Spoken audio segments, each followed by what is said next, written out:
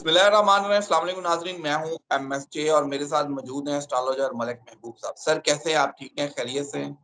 अल्लाह का करम। आप बताएँ कैसे हैं? और अल्लाह का बड़ा करम। सूरज ग्रहण लगने वाला है और ईरान ने इसराइल पे बड़ा हमला कर दिया है। 400 से ज़्यादा उन्होंने रॉकेट उन्हें मिसाइल मारे हैं। कैसे देखते हैं आगे? इसराइल में तो कल रात सायरन बज गए और एक जंग की नई इब्तिदा होने जा रही है। शहज़ाद भाई, अगर आपको याद होगा तो मेरे ख़्याल से 2-3 दिन पहले मैंने आपको एक ज़िक्र किया था कि ये जो सोलर इक्लिप्स लगने वाला है, ये सेम उसी पोज़ीशन में लगने वाला है जो 2005 में लगा था और उस टाइम की इसराइल और लेबनान की जंग शुरू हो गई थी। तो आने वाले दिनों में जो मुझे लग रहा है कि ये कुछ अच्छे आसार नहीं हैं, जो सोलर इक्लिप्स के पास ये मामला शुरू हुआ है, तो कम से कम इसको 1.5 से 2 माह बहुत ज़्यादा मतलब आप उसमें रख सकते हैं ज़हन में कि बड़ी शिद्दत इख्तियार कर जाएगा ये मामला और ये जंग में काफ़ी ममालिक भी शामिल होंगे। सर आपने बात की काफ़ी ममालिक भी शामिल होंगे। तो मतलब ऐसा लग रहा है कि दुनिया के कुछ ममालिक 2 साइड जाएँगे, जैसे रशिया भी इस जंग में कूद सकता है, यूएसए अगर इसराइल की साइड पे जाता है, मिस्र भी हमला कर सकता है और आगे-पीछे 3-4 मुल्क और भी इसमें आ सकते हैं। सर, सबसे पहले तो मिडल ईस्ट तो डेफ़िनेटली इन्वॉल्व हो ही गया है। उसके 2-3 ममालिक के साथ तो वैसे ही मसला चल रहा है। लेकिन अमेरिका एक साइड से इसराइल को सपोर्ट कर रहा है। तो ईरान को डेफ़िनेटली दूसरे ममालिक सपोर्ट करेंगे, जो भी उनके दोस्त ममालिक हैं। तो ये आपकी बात गलत नहीं है कि दुनिया 2 हिस्सों में डिवाइड हो गई है एक-दूसरे को सपोर्ट करने के लिए। तो मुझे ऐसा लगता है कि कहीं न कहीं आने वाले दिनों में क्योंकि ये इक्लिप्स पाकिस्तान के भी 6th हाउस में लग रहा है। तो अगर 6th हाउस को देखा जाए नॉर्मली तो 7th हाउस होता है नेबर्स का, अगर हम उसको दूसरे एंगल से देखते हैं एस्ट्रोलॉजी के, तो मुझे ऐसा लगता है 6th हाउस में पाकिस्तान को भी मुश्किलात का सामना होने वाला है। सर वो तो ऐसे ही है, अगर मिडल ईस्ट में जंग लगेगी तो उस खित्ते का अगर ध्यान हटाना होगा तो पाकिस्तान इंडिया का मसला भी कहीं न कहीं शुरू हो सकता है। डेफ़िनेटली मैंने आपको अगर लास्ट व्लॉग में एक दफ़ा ज़िक्र किया था कि अफ़गानिस्तान और इंडिया की तरफ से पाकिस्तान को मुश्किलात का सामना होगा क्योंकि ये 2 जो वो हैं पोज़ीशन में जो होल्ड करते हैं खित्ते, ये ज़रा ख़तरनाक हैं पाकिस्तान के लिए।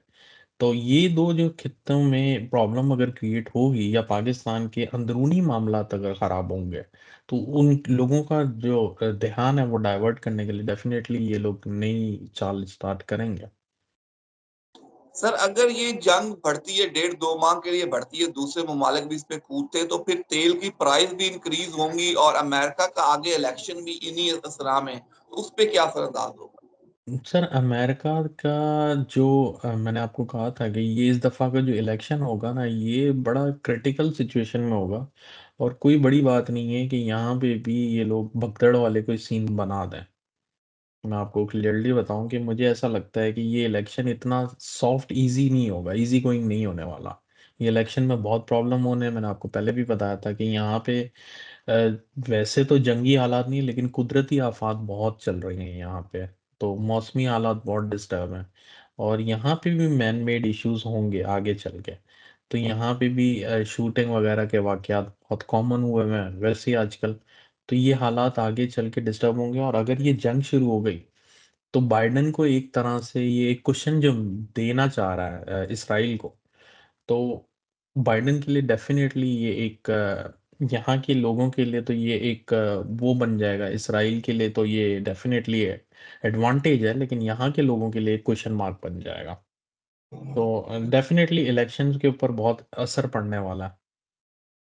तो हम कह सकते हैं कि ये इलेक्शन में डेमोक्रेट्स के हालात मज़ीद खराब होते हुए नज़र आएँगे अगर वो इसराइल को इस जंग में सपोर्ट करेंगे। मेरे ख़्याल से तो वो करेंगे, डेफ़िनेटली और हालात ख़राब हैं। बिल्कुल। तो दूसरी तरफ अगर बात करूँ पाकिस्तान में भी आज 2 को इमरान खान साहब ने एहतजाज की कॉल दी है मियांवाली में, 4 को इस्लामाबाद डी चौक पे है, 5 को लाहौर में है। दूसरी तरफ जमात-ए-इस्लामी भी एहतजाज की कॉल दे रही है, पीटीआई वाले जमात-ए-इस्लामी से मिले भी हैं। तो किस तरह देखते हैं आगे आने वाले दिनों में ये हालात और ये जो एहतजाज की कॉल है? तसादुम और कुछ भी नहीं होगा सर।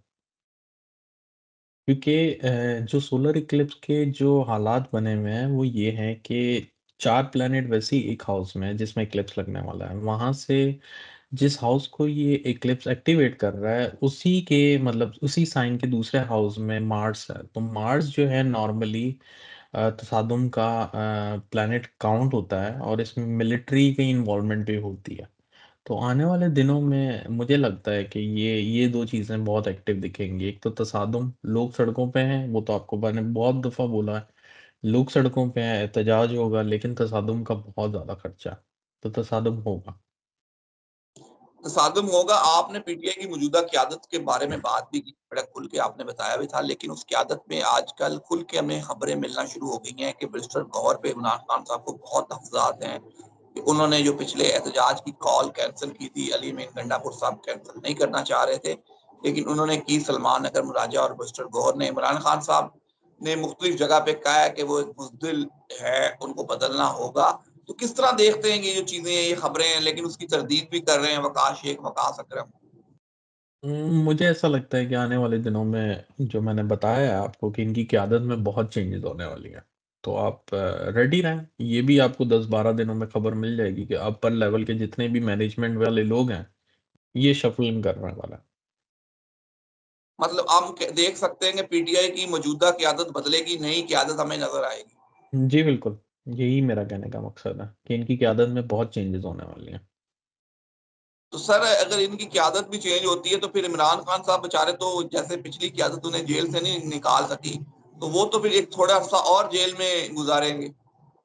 अच्छा, ये इसका जो मसला है, मुझे काफ़ी लोगों ने डायरेक्ट भी अप्रोच किया है कि खान साहब कब बाहर आएँगे। तो मुझे अब ऐसा लग रहा है कि एज़ पर माय रीडिंग कि जो खान साहब की गिवन टाइम जो मेरे पास है और डेट ऑफ बर्थ है, उसमें कुछ चेंज है। क्योंकि अगर ये टाइम सही है, तो खान साहब को बाहर होना चाहिए था। इसका मतलब ये है कि खान साहब की जो तारीख़ पैदाइश तो मुझे लगता है फिर भी सही हो सकती है, लेकिन तारीख़ जो पैदाइश टाइम का पैदाइश का वक़्त है ना, वो गलत है। तो जिसकी वजह से ये इवेंट इसको वो एग्ज़ैक्टली ट्रिगर करना ज़रा मुश्किल है कि किस टाइम पे होगा। तो इसके ऊपर मैं रिसर्च कर रहा हूँ, अगर किसी के पास हो, आपके नाज़रीन के पास। वैसे तो जितनी भी मुझे मिली हैं, वो गलत ही मिली हैं। लेकिन मुझे सही टाइम ऑफ बर्थ मिलने का ही इंतज़ार है कि वो अगर मिल जाए तो मैं सही प्रेडिक्ट कर पाऊँगा कि खान साहब कब बाहर आएँगे। तो आपके पास उनका बर्थ टाइम क्या है? मेरे पास जो टाइम है वो है 11:55 एएम। सर जो मेरे पास था वो इंडियन एस्ट्रोलॉजर के मुताबिक 10 से 11 के दरमियान है। यही सुबह तो 10 बात है ना सर, 10 से 11 में कितने लोग पैदा हुए होंगे? एग्ज़ैक्टली टाइम किसी के पास भी नहीं है, खान साहब का उनकी वालिदा ही बता सकती है, लेकिन 10 से 11 के बीच बहुत से एस्ट्रोलॉजर अपने अंदाज़े के मुताबिक वो करते हैं। चलिए सर हम कोशिश करेंगे किसी से अगर एग्ज़ैक्ट टाइम पता चल जाए तो आपसे ज़रूर शेयर करेंगे।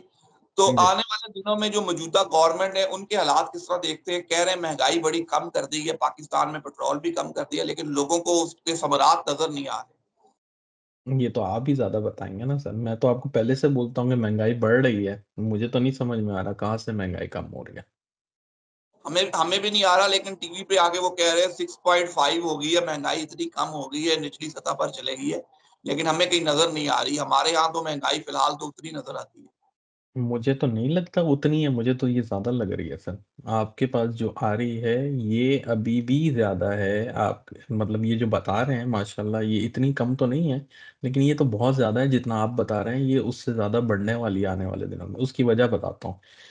उसकी वजह ये है कि ये जंगी जो हालात बन रहे हैं ना, इसकी वजह से खाने-पीने की अशियाओं में किल्लत आने वाली है और अशियाओं के प्राइस मज़ीद बढ़ने वाले हैं और आगे आने वाले दिनों में जैसे ही ऑयल के प्राइस बढ़ेंगे, तो ऑयल के प्राइस का मतलब यही है कि हर एक छोटी से छोटी चीज़ में बहुत ज़्यादा फ़र्क आने वाला है।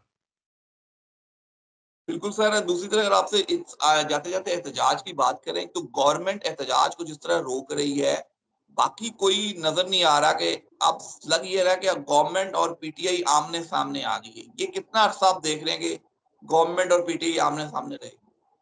असल में शहज़ाद भाई जो गवर्नमेंट का टाइम मैंने बोला था अक्टूबर-नवंबर उसका आगाज़ हो गया है।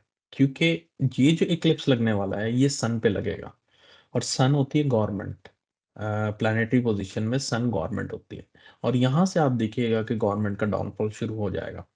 और ये आपको विद इन 10-15 डेज में महसूस होना शुरू हो जाएगा कि हालात अब आउट ऑफ कंट्रोल हो रहे हैं।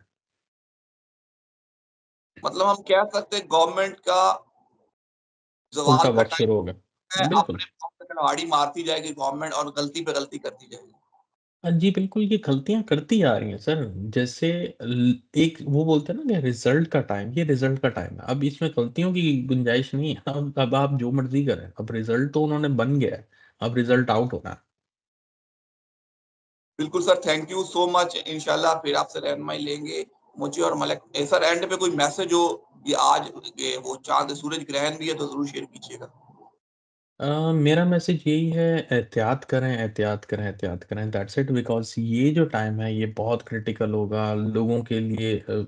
मुश्किलात बहुत बढ़ेंगी। अल्लाह रहम करे, अल्लाह ना करे ऐसा हो, एक्सीडेंट्स बहुत होंगे। और आप देखेंगे कि अल्लाह माफ़ करे, लोगों की जो अस्पतालों के चक्कर हैं वो बहुत मज़ीद बढ़ जाएँगे।